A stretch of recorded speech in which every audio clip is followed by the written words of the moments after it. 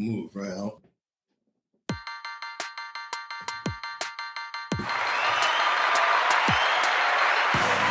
Ladies and gentlemen, this is the main event. Fight fans worldwide, you've tuned into the #1 undisputed boxing podcast today. This is the Boxing Breakdown.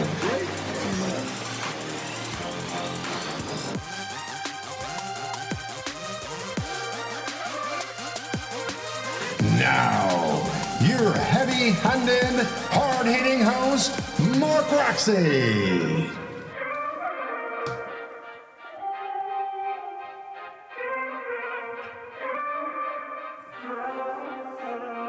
What's up, and welcome to another edition of the Boxing Breakdown. I'm your host, Mark Roxey, and I am here with my partner in crime, Mr. Harold Hunt. What's up? How you doing, man? I'm good, brother. What's up? Happy day.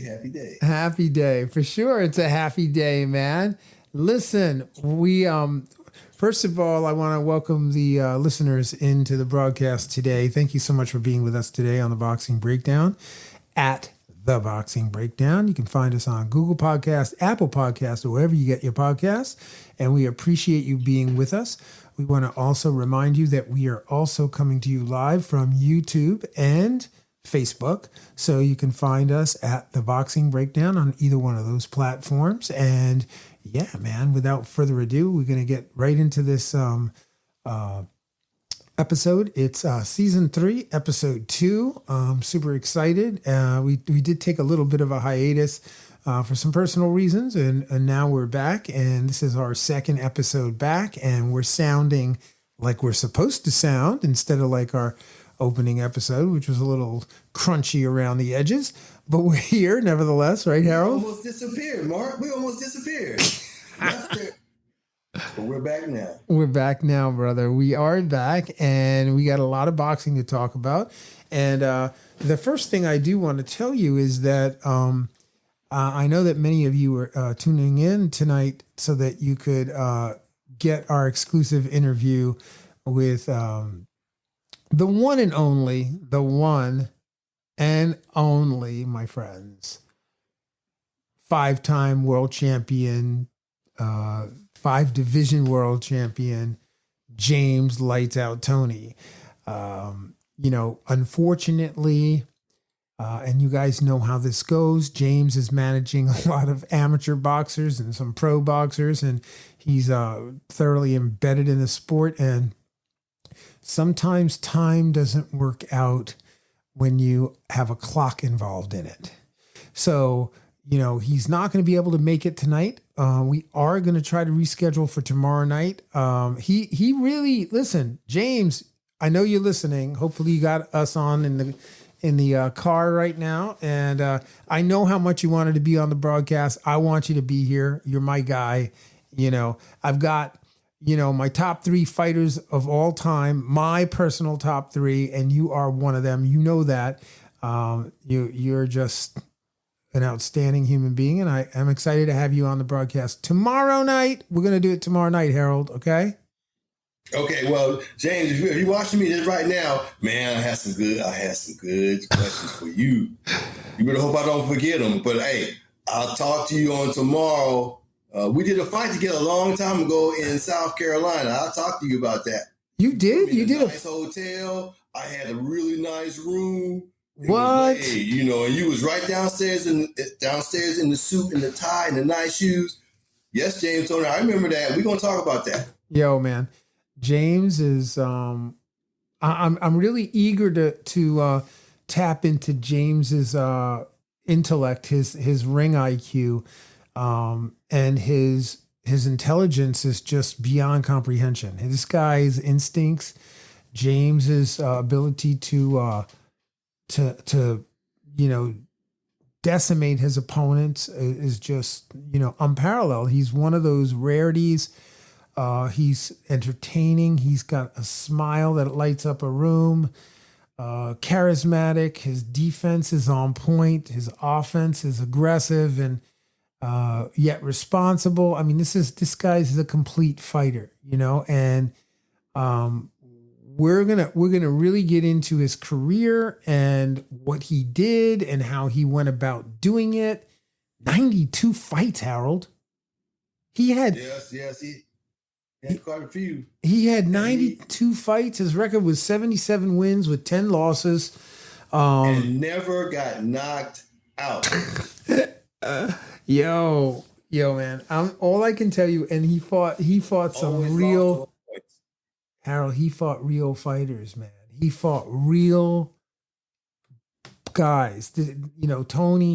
Tony's coming for you. He wants to hurt you. He's, only in the ring. Outside the ring, man, he's a nice guy. But in the ring, you do not want to be in the ring with a young James Toney. That's all I'm saying.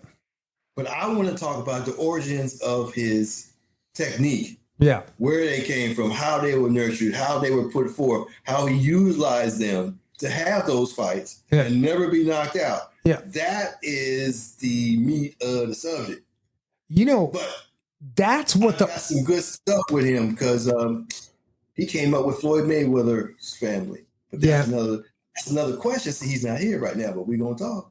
No, we have a meeting with James Toney tomorrow night. We're gonna meet with James Toney because we gotta break things down. Now, here on the Boxing Breakdown, we talk about all kinds of things. We talk about prospective fights. We talk about post fights and what the various fighters should have done. But the one thing that I love more than anything is to really break down skill sets and really break down tactical approaches and the way that fighters actually manifest their work in the ring.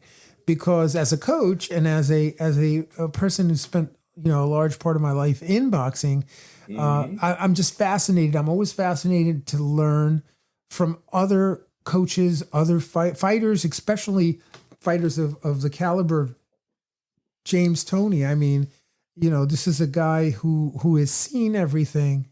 He's seen every style. He's been in the ring. He knows the antidote for every style. And as you pointed out earlier, he's never, ever been stopped. And, he looks pretty darn good, considering, the amount of wars that he's been in and the quality of the combat, right? He's given the audiences a level of combat that's unprecedented from the fighters that you see today compared to a James Toney. There's not, like, if you just go to your local, you go wherever you go, whether it's DAZN or wherever you're going to watch your boxing, and you go watch a match now. Yes. And let me add to that. Yeah. Oh, go ahead. No, I was just going to say that you watch a match now versus a match that, happened in his generation, which, by the way, his pro career started October 26, 1988. And he fought let me interject right there. Yeah, he fought till 2017. Go ahead, Harold. Right. Okay, let me throw it in before you go there because I didn't know that. But as far as I lost my thought, Mark. But I believe that if you go back and just watch the whole body of his work, back to back, maybe 4 or 5 fights in a row, not a lot. Yeah. Then you can really see what he really did. I mean, you don't need to watch 10 or 12, nothing like that. Just watch 4 or 5 fights of his, those who watch tape, all the time like I do. Yeah.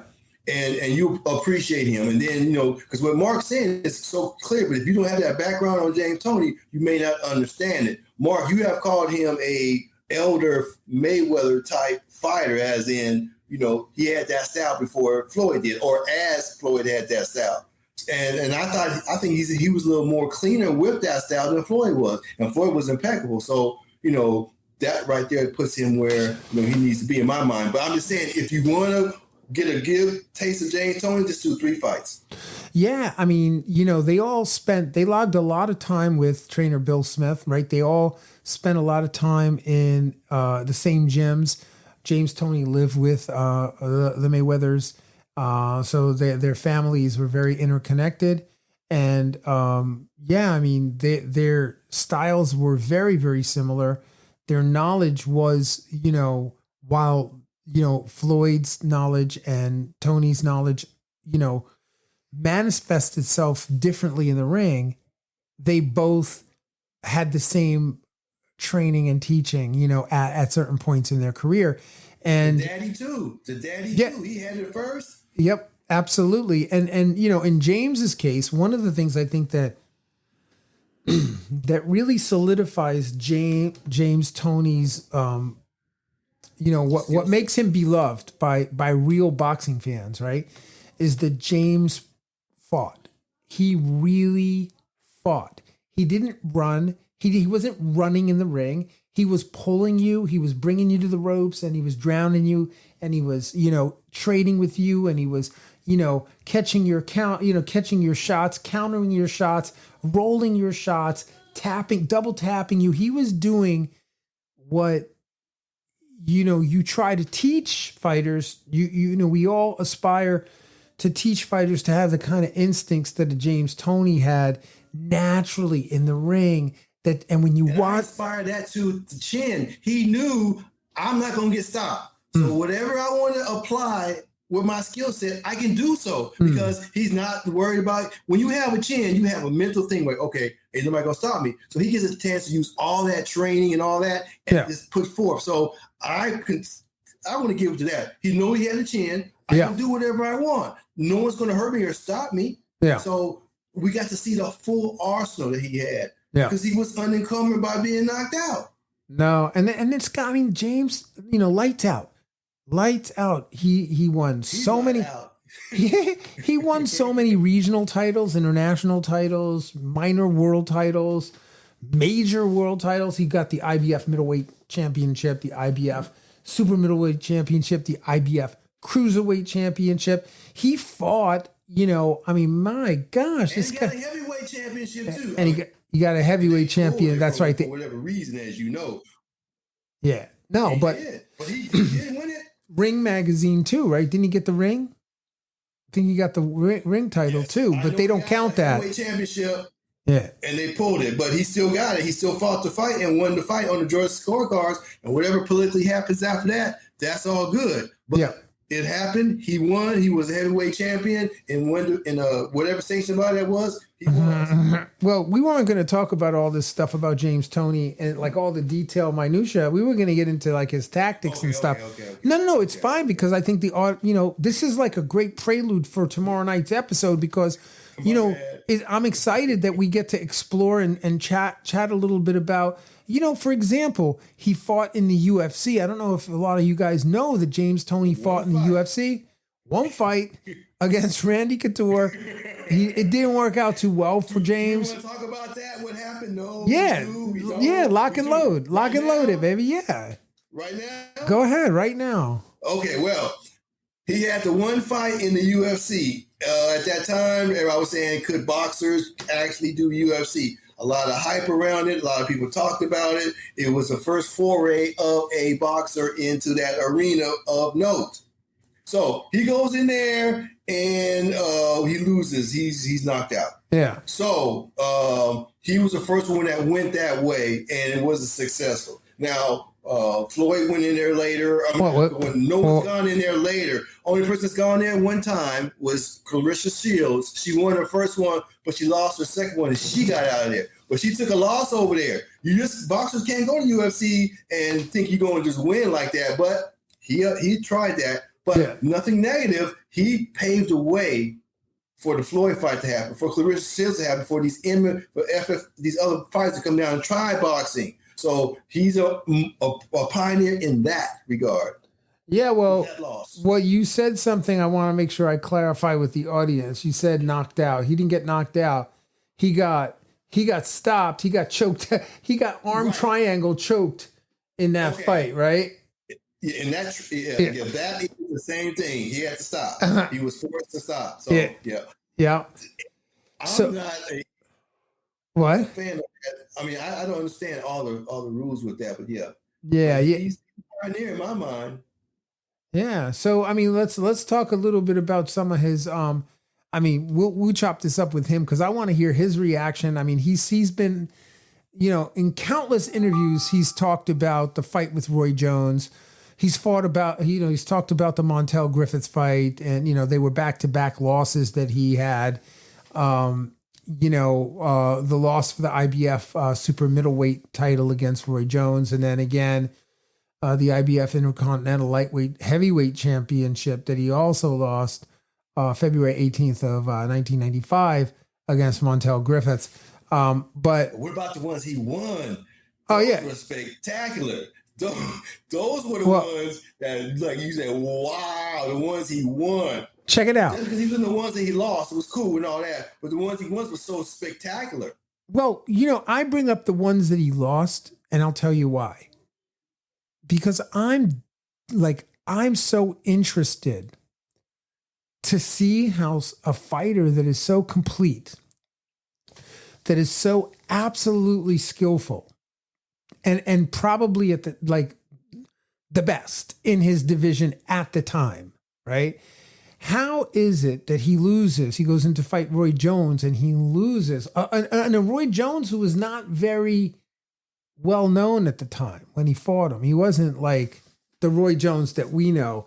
But I think that, and I want to hear from James why.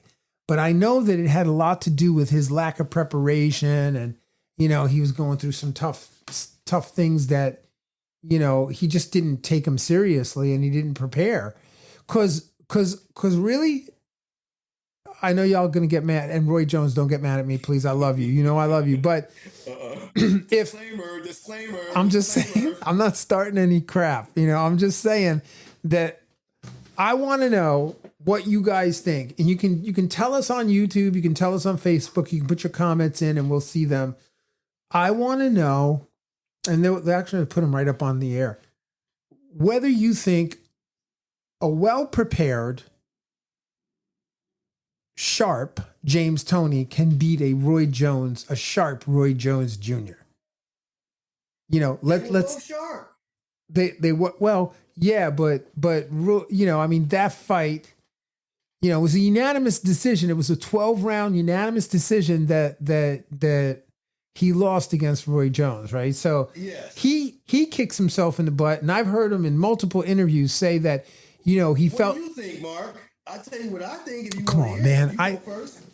First of all, let me speak after you, though. Okay, I'll let you speak after me. But I think that if James comes the way James came for all 46 fights before, because all 46 fights before, James is just walking through dudes. He gets there to his 47th fight.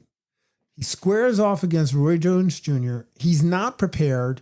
He didn't train properly, and he'll tell you that. And I would like him to elaborate on why, right, or how that went to be, right? But he meets up with Roy Jones, and he comes up short in a 12-round unanimous decision at the MGM Grand Garden Arena, Paradise in Nevada, right? He lost the fight, and he lost the IBF super middleweight title, right? Yeah. So there you go. Go. Okay.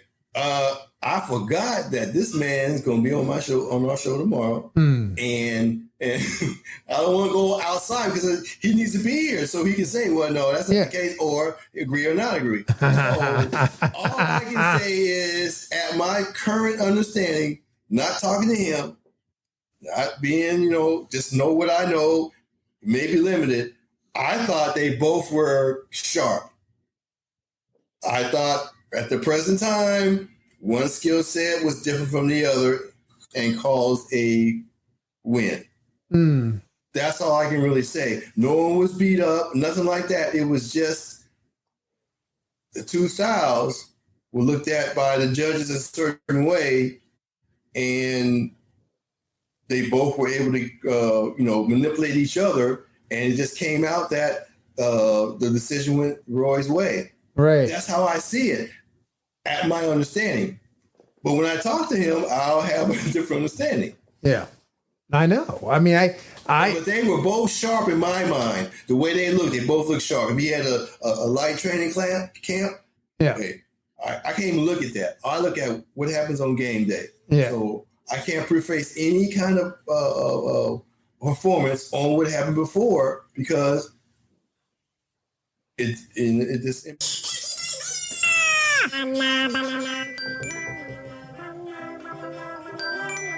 Oh man, hold on. Now you heard that.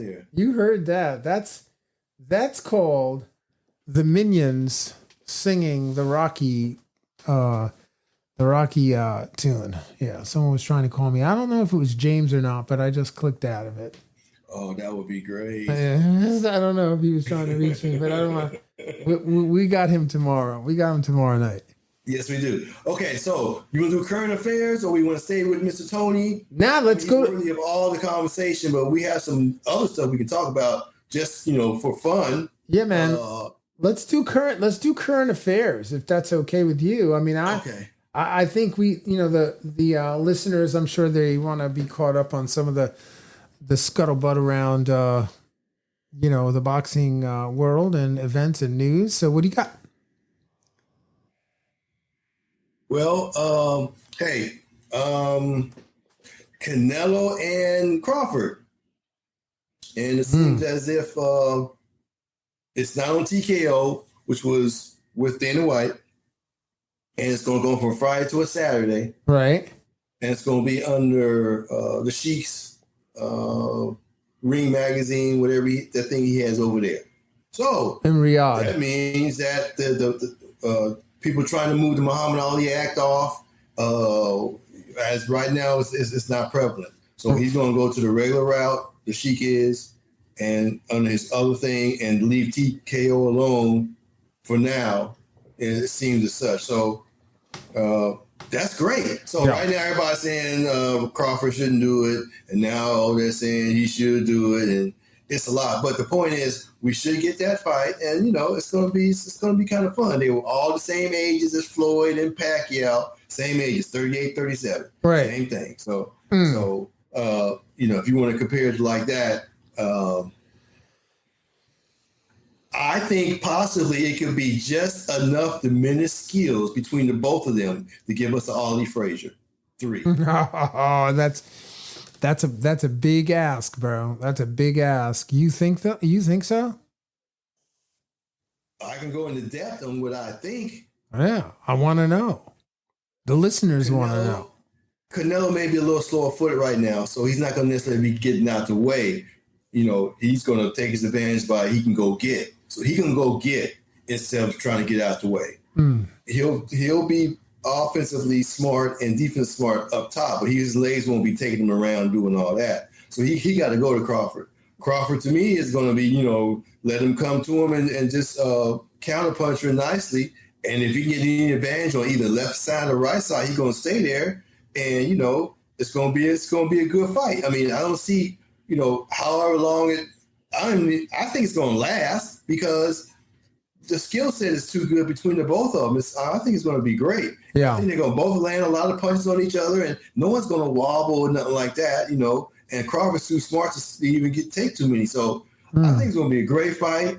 I think the hype's going to be worth it. And I think every round's going to be a good round to watch because you got some intellect in there and you got some digression or going on where it should cause a good fight. Okay. All right. I mean, I just. But I ain't gonna say who's gonna win. I didn't say all that. I'm willing to put my 2 cents into who's gonna win. Yeah. I mean, I have my. Listen. On that. I am. Well, I'll just let you know. Okay. You know what I did we talked about the Rolly Romero Ryan Garcia fight, right? Yeah. And I tell you what happened in that fight, right? Like I went for Rolly. I bet on Rolly. And that was surprising that you were successful like that. I didn't see that at all. I saw it, bro. I saw it. You know where I saw it? I saw it in the press conference. And then I saw it in the ring walks coming in. And I was very on the fence of even whether or not I was going to go and make a bet. And, sure enough. What did he show in the ring walk? I watch ring walk. Everybody on here, we watch ring walks all the time. Not like I watch them. I didn't see anything in particular. I mean, I know what ring walks kind of look like, and people on here, they do too. But I didn't see anything that he did off, I think he got confidence in the first round, and he said, I can survive this left hand. And then I think his confidence soared from the second round on. Yeah. I think he was sheep like everybody else for the first round to see if he can get hit. If he could get hit with it. He didn't. And when he didn't get hit with it, that's why I think he got his confidence. Listen, I didn't see nothing in the ring walk or none of that. But tell me what you saw. I did. I mean, what I see is what I see. It's what I see as a trainer. I can look in your eyes and I can tell whether you're there or whether you're not there. I can tell whether you're going to win or not. Do you believe you can win or not? I can see it in your eyes. You can't hide it. I wouldn't know that. You can't hide it. That's why so many boxers wear sunglasses, when they come to the weigh-ins. It's not because of the lights, the bright lights. It's because they don't want you to look into their eyes to see their soul. Hide that fear. Yeah. Hide that fear. Yeah, bro, I could. That's crazy, Mark. I could see it in his eyes that he came and he meant business. And I also understood. So I was in the arena for when Rolly fought Gervonta Davis, right? And I saw how he fought Gervonta Davis, although the fight was not very long. I think it went 3 rounds or something. I forgot how many rounds it went, but I remember the thunderous, escapades. There were people fighting in the arena when they fought. Everybody was fighting in the arena, and then on the outside, there was a lot of hubbubaloo on the outside. There was gunshots. There was all kinds of stuff that happened on that night that they fought. But what a lot of people didn't talk too much about the actual fight, other than Rolly got knocked out. But what I saw in that fight is that hyper aggression that Rolly comes, that come forward aggressive nature. But then I understood that he was going to be training with Salas. And I understood that, I know that Salas comes from the Cuban school. I know that that's not going to fly in training camp, right? Those kinds of tactics leading into a fight, a major fight of this magnitude, right? I understood that. Now, how he was going to do it, I wasn't 100% sure, other than, I knew that stab that he was using in the first round, as soon as I saw that stab come out successfully, you knew where it came I from. knew where, and also, yeah, I did. I kind of had I just had this feeling inside that this is going to be an upset tonight, and we talked about it because we watched the fight together, thanks to Harold Hunt's, brilliant, internet ability to show fights with his good friend, Mark Roxey. But Mark, I was more impressed with Rolly being able to be cognizant to run the game and keep it hot the whole time and not lax. Me too. That was like, wow. But this is what I'm talking about. So let us not digress, let us get back to what the topic here, which is that, Terrence Crawford, great fighter, solid fighter, southpaw. He's got a lot that he can do. He's a great both sides. He's a great counter puncher. A lot of who's going to win is going to be determined by how they show up that night. And what I mean by that is, like, how do they show up in the press conference? How do they show up? Like, what is their condition? What is their mental state? Now, I know Terrence Crawford did not come this far, 40-0 with 31 big wins coming by way of KO. He's currently ranked on the pound, on a lot of pound for pound lists, in the top 2 or 3. So it's not like, this guy's come a long way. This is a big fight for him. And to be honest, he took off a year. Yeah. He took off a year. So he's really preparing mentally and physically. And he's never lost. That's the thing. He's 40-0, 31 big wins coming by way of KO. Now, Canelo Alvarez, also not a slacker at all, 31-2 with 2 draws. You know, he's got 31 big wins by way of KO. So he's probably got like a, I don't know, maybe his record is 60 what? 60 what? He's got 63. He's got 63 wins. 2 losses and 2 draws. And the 2 losses, one by Floyd, one by Bivol. Yeah, and so you know, if you look at the same style beat him twice. The same style. I ain't lost to Laura. Well, they say he lost to Laura like that, but the 2 styles he lost to, yeah, they were similar. The only attribute that's completely opposite is that it wasn't a southpaw. True. Right. So the delivery was still the same style. Just came from the other side. Well, and I would say that, you know, and we're going to do another episode of the breakdown of the boxing breakdown with Terrence Crawford and Canelo as we get closer to the fight, so that we can really, you know, really go do a deep dive into their skill sets and what it is that they're doing at the time, you know, leading into the fight. Because, you know, these guys are always doing different things as they grow as fighters. So, you know, but yeah, I'm very, very excited for that fight. And I know that you all are. And anyway, mentioning the pound for pound, Harold, who do you got number 1 as your pound for pound right now? Or do you have a pound for pound list? Yeah, I have one. And that's just only because of his past performance.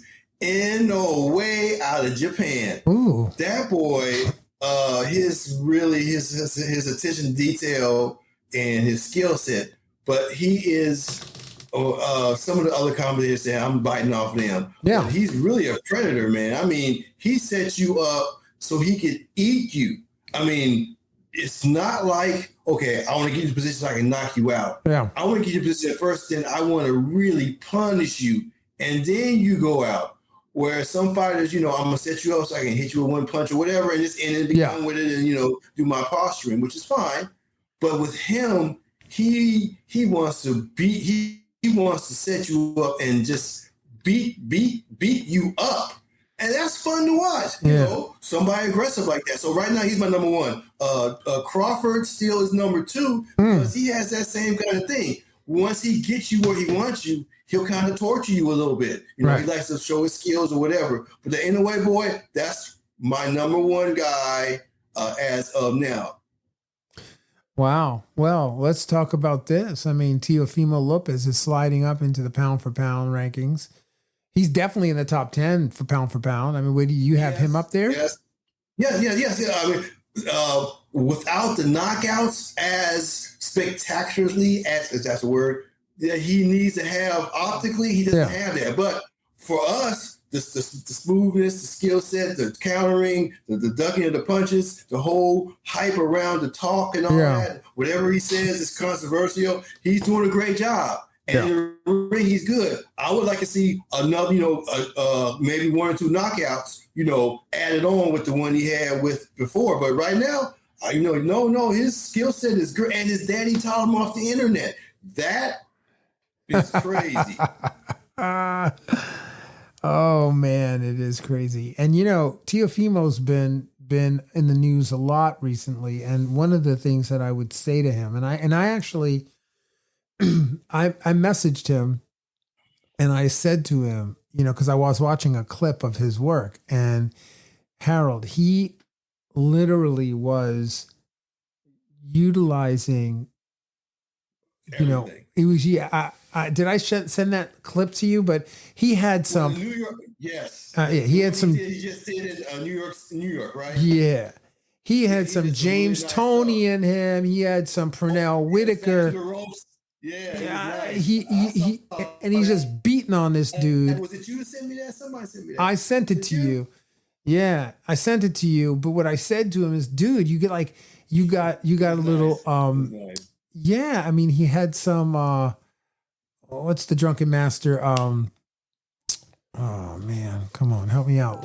Someone drop a message right the here. One that gave Floyd a good fight. Emmanuel Augustus. Emmanuel Augustus. Yes. There was some Emmanuel Augustus in there. There was James Toney in there. There was a little Canelo. There was a little, like, I'm looking at, this guy Teofimo must be really studying right now. He must really be sitting there like saying, okay, I'm going to beat this guy with these skill sets and I'm going to run him, because he knew he was on national television. He knew he was in Times Square. He knew he was going to put on a show, and he did that. I was very impressed with what I saw, and I really feel like he needs to have a big fight. We need a big fight from Teofimo. Yeah, because I was impressed because he'll see a skill set and he's able to mimic it clearly and precisely, not get hurt by trying to do it. Yeah. So he looks at something, puts it in his mind, and he actually goes and executes in the ring just because he's seen it. He doesn't have to like work it into the regime. He has the wherewithal where he can take this and use this the way it needs to be done right away. Yeah. And not necessarily working to his training camp. So I've seen, like you said, he's showing all these different skill sets. Like you said, he's probably studying, but for you to look at something, incorporate it, and use it in the fight and not be hurt by applying it incorrectly, that's phenomenal. Yeah. No, it is. I mean, it's really, very impressive. And he, again, he's sliding up into the pound for pound. I don't know if you've got him in your pound for pound, send us a message on YouTube or Facebook, come live with us and let us know that you have him ranked or you don't, and tell us why you don't have him ranked. If you think he's, trash, which, I think he might jump on too if you said that, but, tell me what you're thinking. And again, thank you for tuning in. If you're listening on Google Podcast, Apple Podcasts, or wherever you get your podcast, continue to do so. Please recommend the podcast, share it with your friends in the boxing community. We want to make sure we can grow the podcast, and we really appreciate your help with that. Jesse Rodriguez, Bam Bam, he's up there too. He's in the top 10. Yeah, he's got the style that everyone likes to look at, man. I mean, he comes to get you. He'll come get you. He reminds me of, for the old heads, Boom Boom Mancini. I don't know if you want to look back at that. We got old heads, young heads. But Bam Bam is like a guy called Mancini, whereas his style is so I'm going to come get you that it's relentless. Yeah. But you don't have a long career because you got to come get and you got to walk through whatever.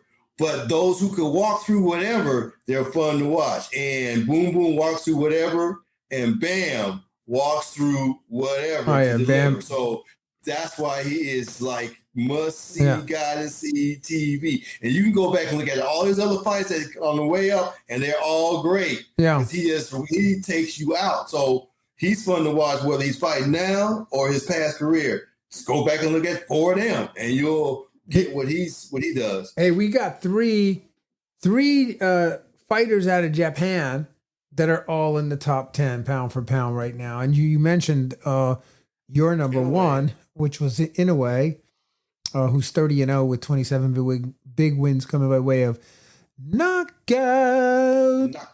Yeah, man. But there's also Kenshiro Teraji. That's a hard one to pronounce, but he's 25-1.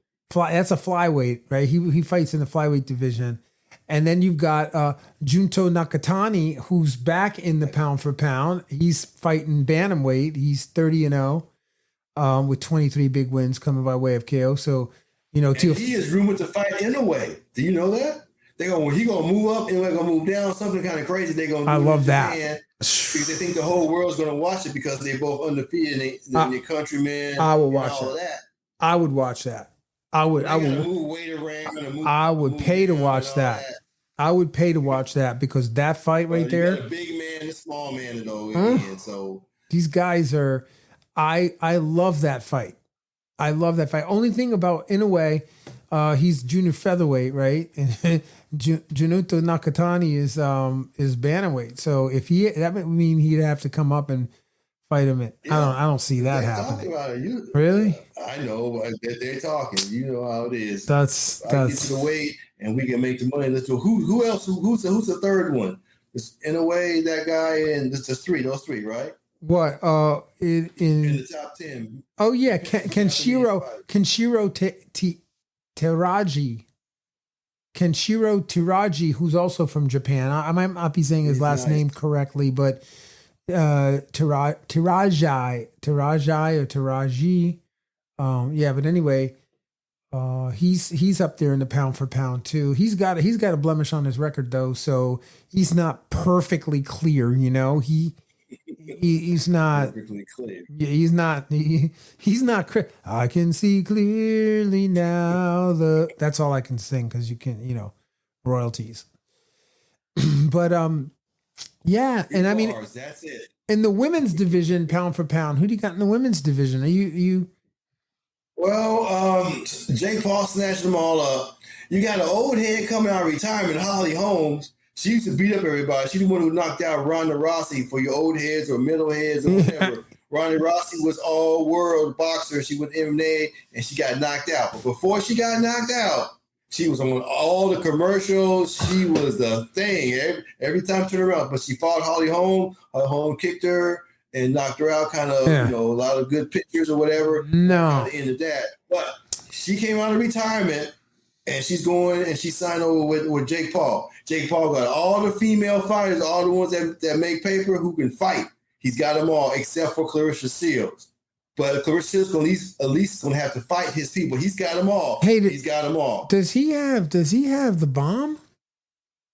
Baumgardner. He's got her. He's got Baumgardner now. Absolutely. She's been on a contract for a minute. Yeah, she was signed with King's Promotions for a while, and he's got everybody except for Clarissa Shields. Wow, are you there? 2, 3, 6 months. They're on there. He brought Holly Holmes out of retirement, and the only one he don't have is Clarissa Shields.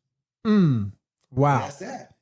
Yeah, I mean, top 10 though. I mean, top 10 pound for pound, top 3, top 4, whatever. I mean, I got Clarissa Shields, of course. She's still, the GOAT. She's there, and then Katie Taylor, of course, and Amanda Serrano's up there, and those. She's doing an arena in Detroit called Little Caesars. She packed it out one time before, and she's gonna pack it out again. It's another title or something. She's getting a good title, but she's saying I can sell out this arena twice. Yeah. She sold out before, and she's gonna sell out again. So she's created her own avenue in that she has a facility that she sells out on a regular. Yeah. So.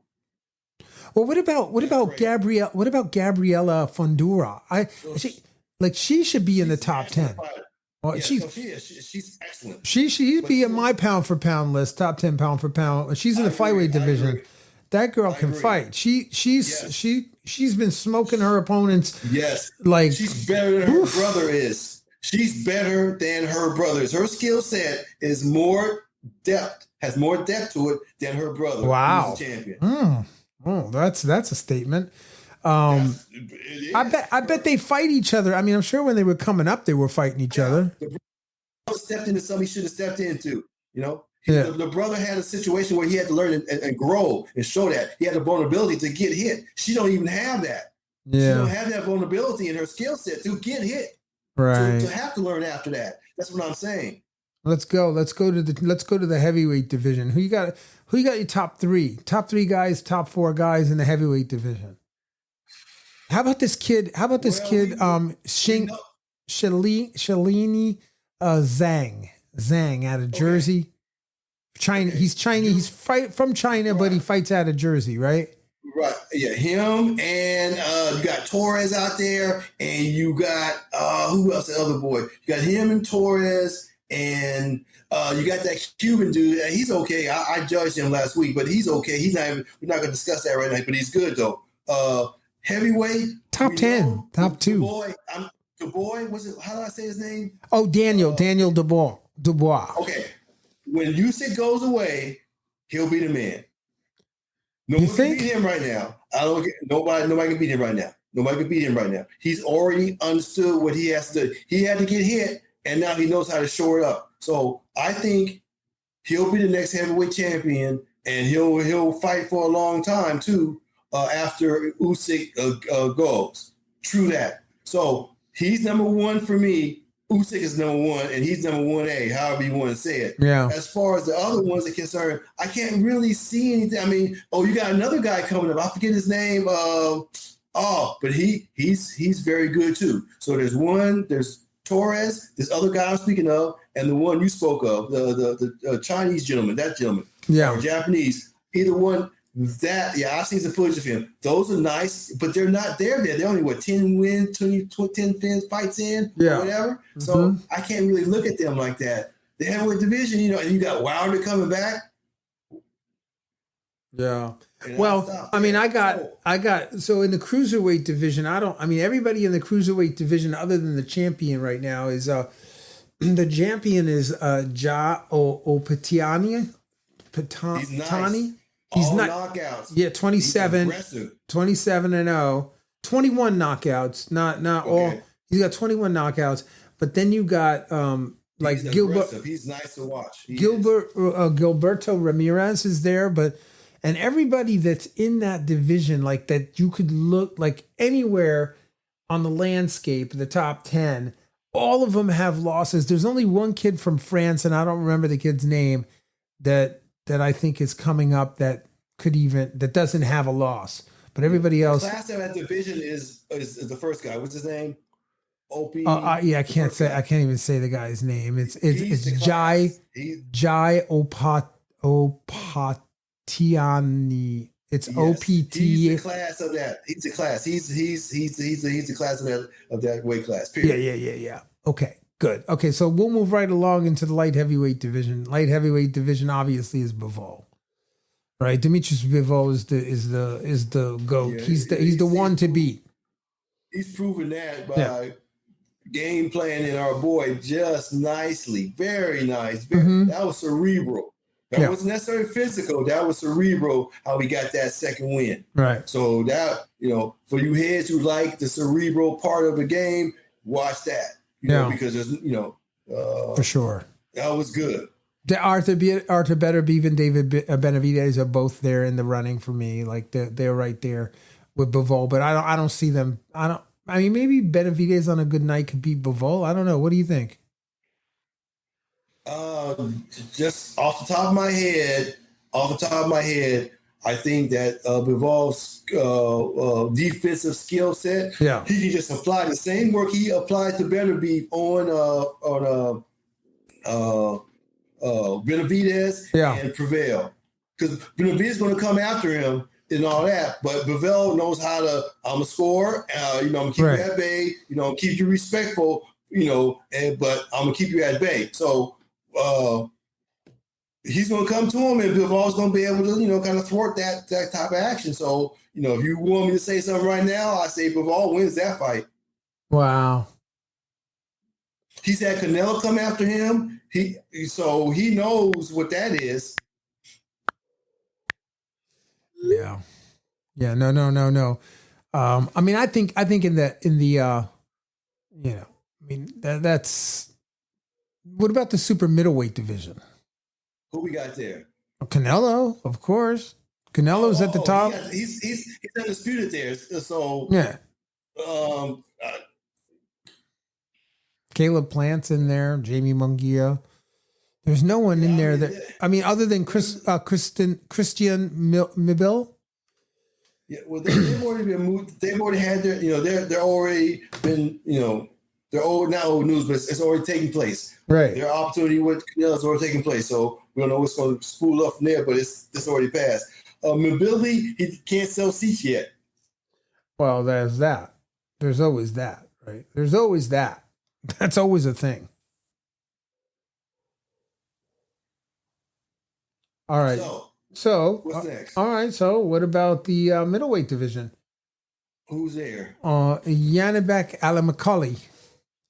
Okay. My guy Carlos Adamek is in there. Adame, sorry, he's number 2 from the DR. He's in that division as well. Arislandi Lara is in there. Arislandi Lara, man, how is he still in there? That's crazy. The only thing I can say about him is he goes to knock you out. So he's at not the end of his career, but his career is still good. But he's older than these guys, naturally. Look, but right now he's fun one to watch because he's going to go knock you out. He's not going to try to do all the take you here and lure you into this. No, that's not what he does because he knows just what he can do right now. So when Lara fights, watch it. Regardless of what his hype is and what the other champions are doing and all that, Lara is going to come knock you out because he knows this is what he has to do right now. So out of all them, he's the best one to watch. Well, I love Lara. I mean, I've always loved Lara. And interestingly enough, that brings up a good point because Lara is the one who when he fought, what's his name? Thomas Lamana, and he stopped him with a straight left hand. And Lamana's getting ready to fight again. I think he's fighting Jermell Charlo. He gets Charlo. Who's number one, right? Yeah. I was going to say, Lara did that 3 times before that. Before he got to your boy, he knocked out people like that his past 2 fights prior to that. Right. That's his operation right now. I'm going to get you out of there. I'm going to set you up and get you out quick. Wow. And that's fun to watch. Yeah, and then Crawford's there too, so that's interesting. Virgil Ortiz is there. I don't know. There's a bunch of other guys there that I don't see anybody. And then, of course, welterweight, favorite division. I know that's one of your favorite divisions. Well, everybody's. I mean, I like Boots in there. He's good. Number one, you got Barrio, who's coming up on. Oh, we got to talk about that. But right now, you got what? You got Boots got 2. You got Norman. He's got the 1. He's out of Atlanta. He's going overseas to defend it. Yeah. Okay. He's going overseas. He's gonna have to take. He can't go to the scorecards. You got to take that boy out. But he's taking that belt over there, and if he wins it, then maybe he'll get a Boots fight. But right now, we got Barrios down there, and we all know who's trying to take Barrios' belt. But you want top 10 in that division? I would have to say Boots. Yeah, it's nice that he's the cream of that crop right now. But Norman is so young. I don't know. I've watched him, but I don't know. My mind hasn't put them 2 together yet, so I'm not even going to try to do that. But he's a champion, and he knocks people out. Yeah, I mean, he seems to be very well coached right now, Mark. Yeah, I mean, he's taking instruction. What's this business? What's this business about Pacquiao coming back? Did you hear that? Yeah. I had a whole nother. I don't know if we want to do all that. Nah, but we're not gonna go do that today. We're gonna break that down later, but because that's worthy. That's worthy to break down. Oh yes. Yeah.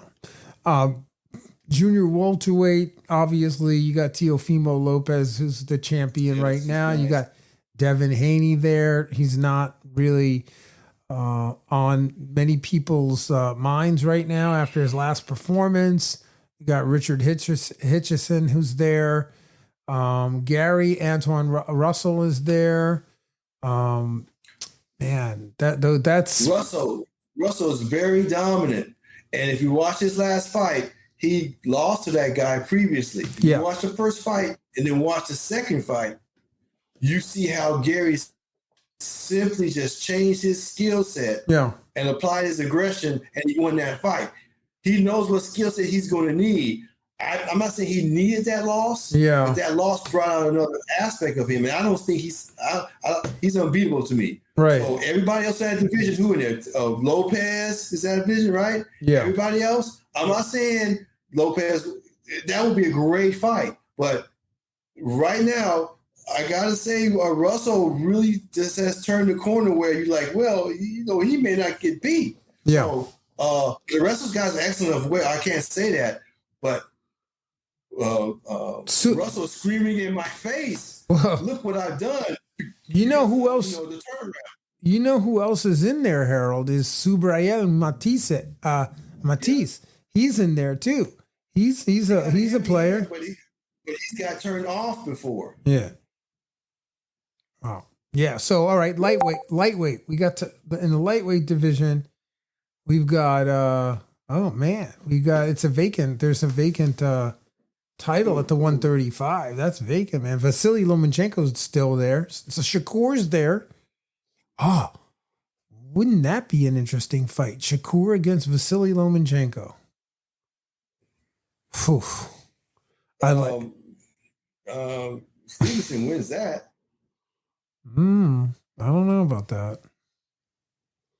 I don't think that's too. I don't think that's so. I know you love Shakur. I know you love Shakur. No, it's not that I love him. I'm saying his styles. Okay, we saw what Lopez did. Yeah. Okay, Shakur does that in a different type of style, but it will be just as effective. Yeah. I would love to see that. I would love to see that style matchup to see how I would love to see how Shakur can break that. I'd love to see Shakur defend against the likes of a Vasily Lomachenko. A lot of the fights that Shakur has is against, high guard, come forward, straight down the line, straight into the pocket fighters. I haven't seen him fight anybody who cuts angles like Vasily Lomachenko, really. Not anyone of note. And I would love to see that fight, actually. I never really thought too much about it, but that's a fight that I think I would really enjoy and I would learn a lot from watching that style matchup. I think he has the propensity to adjust to Lomachenko's aggressiveness, even off the angles. Yeah. I think he has the wherewithal where he can catch that, even though he may have not seen it. Yeah. We have not seen it. I think his depth of understanding defensively will still see that and solve it. Yeah. Oh, I'd be interested. What about Keyshawn Davis? Shakur versus Keyshawn Davis. I'll take that fight. Make that fight. That would be a great fight. I mean, I don't know why they don't make that fight. I just want to see Shakur in a real fight, like a really good fight where he's tested. I think that's what he needs to make himself a superstar. He's been tested. He just happens to make it look kind of nonchalant to me. Okay. Some of the greatest fighters have said that their hardest fight was some of the ones that we never thought was hard for them. Well, that's what I'm saying. It just was walked over, and they'll say, that was my really hard fight. It wasn't what you thought it was. Right. And a lot of fighters say that. And in my mind, I think Shakur's already had that really hard fight that defined him. It didn't jump out to us. Yeah. But I think he's had that. And I think he can solve any style that he's in there with. I just think it's his depth of, and I'm not tripping on him like that. I just don't see anything that he can't really handle so far. Yeah, I get that. No, I get that. Junior lightweight, I mean, obviously, you got Emmanuel Navarrete, who's there, a couple of other notable names that are up there right in the rankings and ready to go. No. Well, Tank's in a class by himself. That's why. My bad. I mean, I was going to say Raymond Ford's up in there at the 130 pound. Heavy-handed. Yeah. Ford is heavy-handed. Mm-hmm. He's heavy. When he hits you, you come off the canvas. He's another Jersey guy. He's from Jersey. He's from over here. His fights, his knockouts are the kind where he'll hit you and you kind of get off the canvas. Right. He kind of lifts you. And he's a very heavy, and he's able to line you up and hit you with that, so you can go airborne. And that is a skill set in itself. Yeah. So he's good to watch too. I mean, as far as you want to see a heavy knockout, the kind that people are moved away out of space, him. This is what I want to do. I want to jump right into the junior featherweight, because there's a guy in the junior featherweight that I've become acquainted with, and I know him and his work very well. And his name is Elijah Pierce. He's ranked 7. He's in there. He's in the top 10 for sure. And there's a prospective fight. Maybe they could make a fight with Inoue, right? Who's currently the champion out of Japan, 30-0, 27 KOs. But if they don't make the fight, if they can't make that fight, right, then maybe you could. The two fighters that I'd like to see lock horns in that division is Elijah Pierce and I don't know, maybe What is his name? What is that guy's name?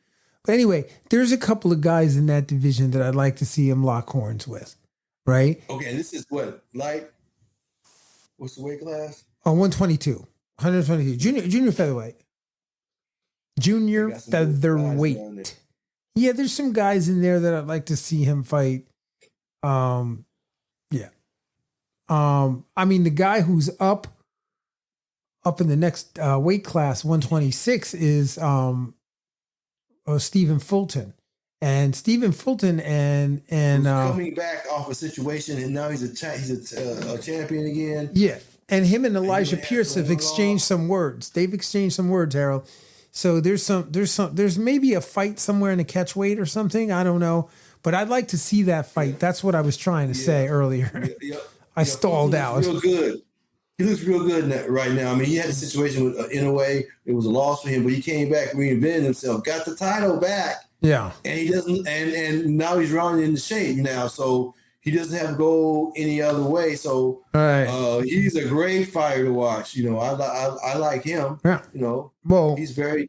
He doesn't knock you out, but he keeps his offense on you constantly. Yeah, it's not like, you know, whatever reason, he's always aggressive and he's always landing and he's always coming forward. It's not like he's knocking you out. He has a lot of knockouts, but he applies his skill set to you constantly. He's not like low or back. I like, Fulton is good.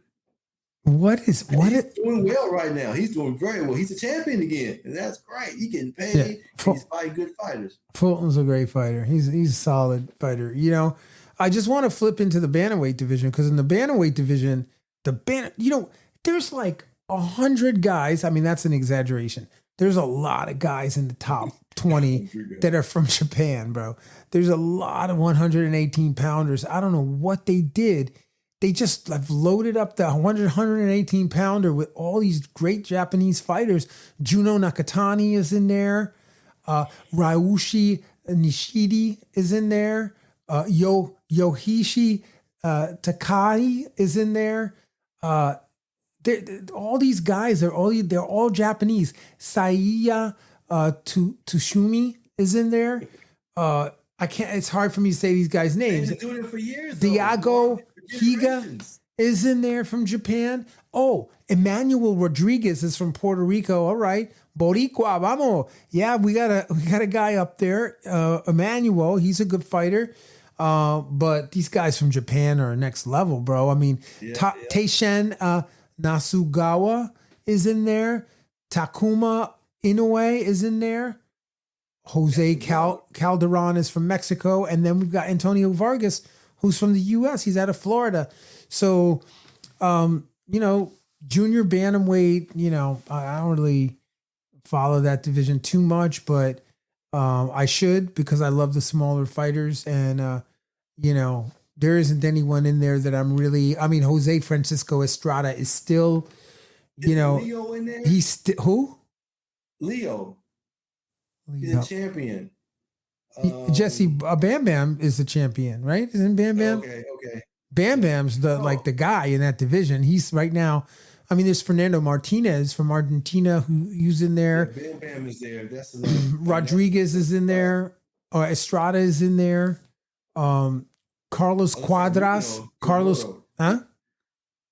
is excellent as well. He's good. David Jimenez is in there. So there's some good guys in the flyweight division.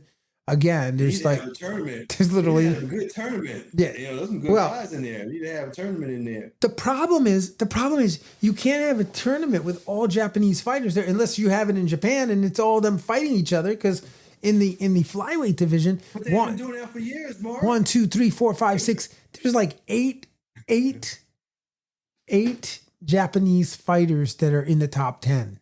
8 of them. Yeah. Crazy, bro. Crazy. You gotta wake up at 4 a.m. and watch that. Yeah. Live. I know. Anyway, listen, this has been a great episode, Harold. We really kind of chopped this up. We rounded the 1 hour time slot. And so, I want to thank you if you've been tuning in, and hopefully you've enjoyed the conversation. We really do hope to get James Lights Out Toney tomorrow night on the Boxing Breakdown. He, was sent his regrets that he can't be here, and hopefully we'll get him tomorrow. But all the people that helped me with these questions, I called some people and they gave me some answers and questions, and it was great. I appreciate you guys helping me with the list. I'm gonna administer it to him on mañana, tomorrow. Thank you for giving me that content, please. I love that, man. I love it. That's awesome. Well, I guess until next time, we'll see you guys on the next episode of the Boxing Breakdown. Peace and love. See you soon. Out.